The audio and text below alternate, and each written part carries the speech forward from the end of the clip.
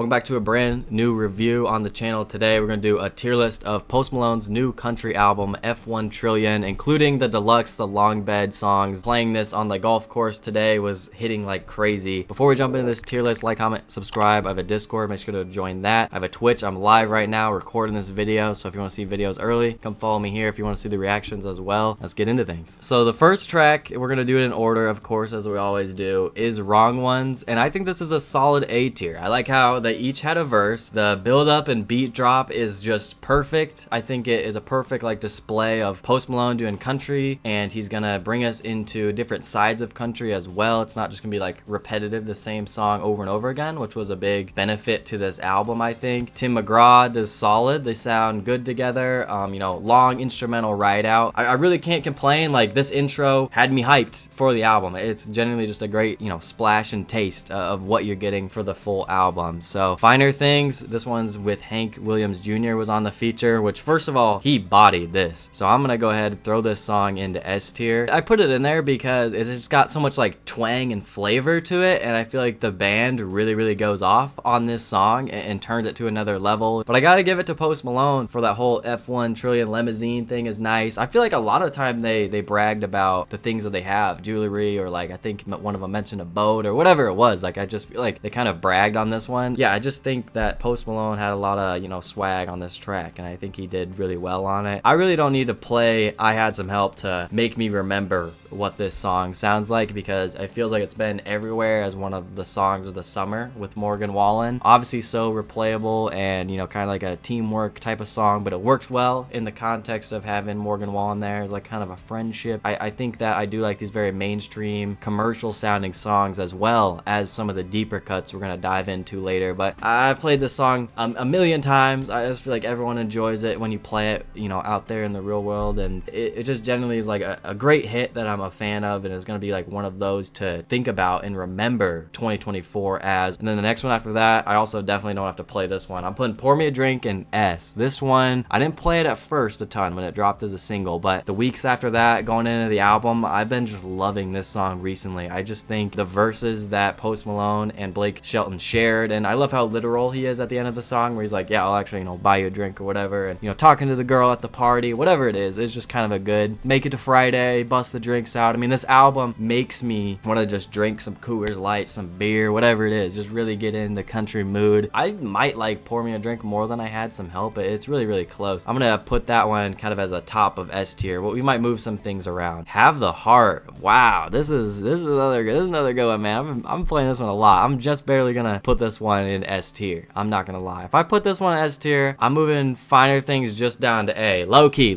Otherwise, I'm gonna put Too Many Things up in S tier. I'm not gonna lie. This song grew on me like crazy, and it's cool to see like older artists on this album or older legends like a Dolly Parton be a part of Post Malone's kind of new country album. He really had the all-star team, and I think them singing the chorus is just so beautiful together. The piano scattering throughout the song is a beautiful touch when he did that a few times on the album. And Dolly Parton, at first, I didn't really get this collaboration. I didn't get the song as much. I was saying Miley Cyrus did it better back in 17. Dude, she killed it. I love it. I love it. There's some insane replay value on this album. It's gonna have to be studied. This is a really good album. What Don't Belong to Me, we are on track 6. This is one of the 3 solo songs on the original album. This is magnificent, and this is where I feel like when he dropped Austin last year and had acoustic stuff or just softer kind of melodies and alternative stuff as well he put in there, that was kind of the stepping stone to get to songs like this. And I just think the background vocals complement him so well. He's a chorus demon. He's a god. I think all that songwriting and all that hit making that he had, it just works as a recipe for success on a mainstream commercial country album with all these features. Like, he just got everything he needs to make hits, and this is just a perfect example of it. It's super enjoyable. That's the thing about all these songs I'm putting up at S tier. They just make me happy and joyous. I want to be around people and have a good time with this music, and that is something that you just can't hate on this album for. Goes without saying, damn bro, this shit is crazy. I'm gonna put it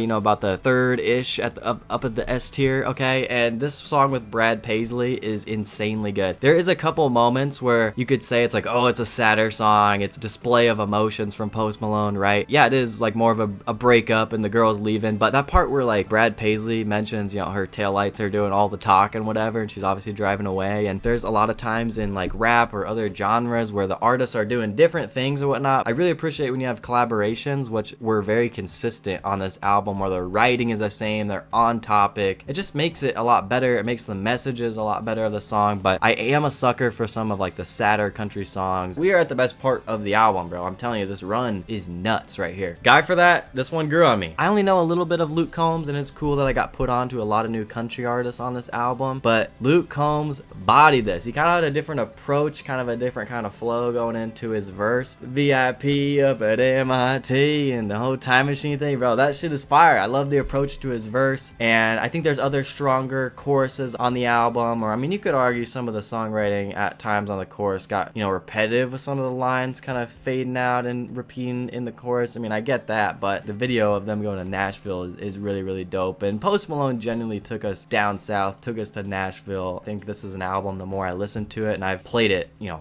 multiple times a day since it's released, and it just is something that's getting better and better. It is a super dangerous album. You guys can keep saying I'm glazing, but Nosedive is automatic S tier. The build up, the whole I'm flying, whatever chorus, I don't know, it's something inspirational about it that really speaks to me. The pacing of the song is perfect. I'm kind of a sucker for like these female artists. I didn't know who Lainey Wilson was going into this, but I love some of these southern gals hopping on the album. Zach Bryan also had a girl on his album that did incredible. It carried him on one track on Purple Gas. There's some really, really good females where their vocals sound good over acoustic stuff. I knew it was beautiful the first time I heard it. Is maybe one of those deeper cuts I'm looking for, because I do enjoy a Pour Me a Drink, I Had Some Help, and mainstream bigger hits and whatnot, but I really, really appreciate Nosedive. Losers, I'm probably throwing in, it is kind of catchy, I'm not gonna lie. It was something that I didn't love at first. I have to put it up an A to match the other ones. I think it's just gonna sneak up an A. I will say Jelly Roll, not listening to his music, it's incredibly basic writing, I think, from him. I don't think he really displays too much or does something interesting on his own music from what I've heard. Now, if he does a collaboration, it might be interesting, and I think that he's not like my favorite feature on the album. This was a song that had to grow on me, but I think this is one where I do think the chorus pretty much does it for me. The whole losers thing, or them kind of playing into that, they're deadbeats, they're down bad, whatever, like, but I've played this song and I've played this album, and it's just I keep going back to it, you know, and it just I go back to so much of this album. I'm not being nice, bro, I'm not glazing. Like, this album's replay value is insane. That's some of the best replay value in so long. I can't remember the last album that had this many songs that like interested me. Devil Eyed Ben, we are on track 11, you know, we're well past the second half of the album now. Solid A. I think it sits right there with the other ones. Hung the Horns on the Wall, that part is pretty cool. Ernest is kind of a guy I heard like maybe a song or two from before. I think he delivers on his verse. I think a lot of the features did spice up the songs enough. I will say I was intimidated by a long feature list on this album, but I am kind of glad there was a lot of features, because it did make it interesting. This song is better because of the feature. Again, the chorus, the performances are so consistent on this album. I really don't find really any like bad performances that often from like Post Malone on this album, or really into the features that he called up. Just so fresh. Even the songs that I'm not putting in S tier are genuinely so good. I feel like this song with Ernest is a good, like, just solid album song, right? That is gonna get overlooked by a lot of people, but it's so dangerously good. You know what I'm saying? Like, if someone said that's their favorite song, I would fully understand. And again, it just goes back into what I've been saying of how incredible the replay value is. Never Love You Again, one of the slower ones on the album. I'm giving it B. I do think when I listen to it, I'm slightly a little disappointed by the feature, because you kind of just hear Sierra in the background. I was kind of hoping to have another moment where a female artist sings kind of beautifully at the end, or maybe had her own moment, would be nice. But I like this lane from Post Malone. And again, I think this is another song that was well set up. And another thing is Post Malone appeals to so many different country fans, and he adds different styles, so it's a nice like variety, and I think it keeps up a good album pace and good album structure throughout. I told you guys I'm a sucker for kind of the heartbreak type of songs. I'm gonna put this one in A. I think I slightly like it more than a Never Love You Again for some of these slower songs for this part of the album. A little bit sad, you know what I'm saying? Some relationships obviously were rocky at times, but again, them being kind of on the same page, you know, lyrically and on the same topic really helps me out here. I would say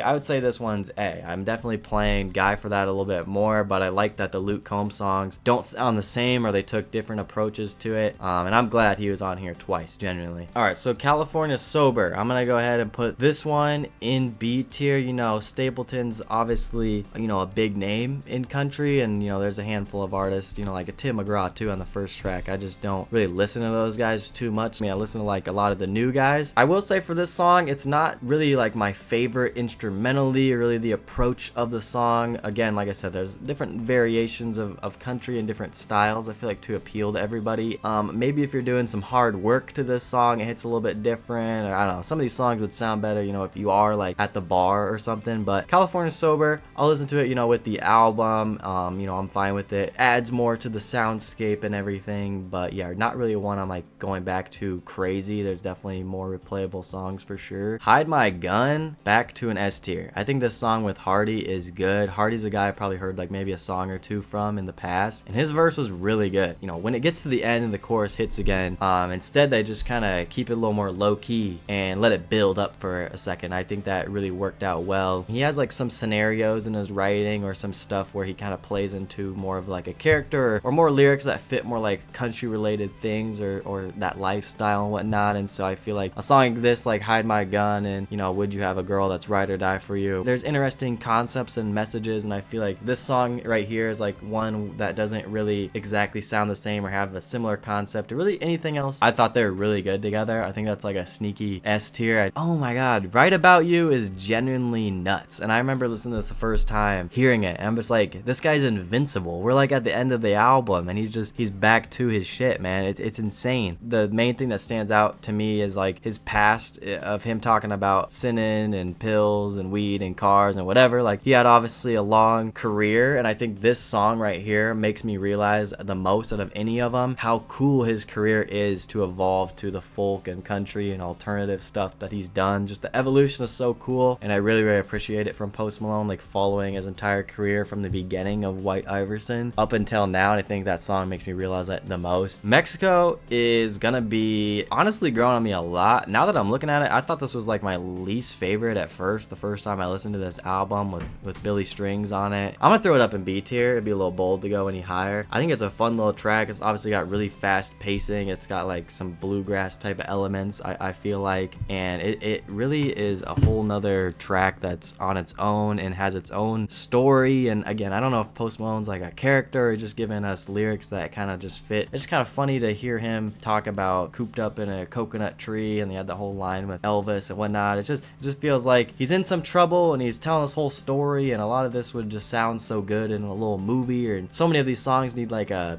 music video or montage to them or something, man. I just feel like he really dove into some interesting topics and lyrics and stuff we've never even heard before from Post Malone. I think he got fairly creative on this album. I didn't think it got, you know, stale. The last track is Yours, and yeah, this is an automatic S tier. But yeah, Yours is obviously this beautiful song that I saw him perform when he posted it about his daughter growing up, eventually getting married. And I think it's super emotional and beautiful of a track to go ahead and do something like that the first time. I feel like he's mentioned his daughter in his music, which is really, really sweet of him. And I like that he finally, you know, gets to talk about that stuff and about being a father, and to take this approach. This is a song you can just play at weddings, I feel like, for years and years to come. Melody and singing performance was just so perfect. I think this is one of the more complete songs on the record. I think this was the perfect last song. So now jumping over to the Long Bed, you know, deluxe album, or whatever you want to call it, all solo songs. Gonna put Fallen in Love at a solid A tier. Definitely feel like it fits there. He does kind of repeat the chorus a lot. Maybe if I wanted to put a little bit higher, you know, it's got that replay value for me, but if I want to put higher, maybe I could have used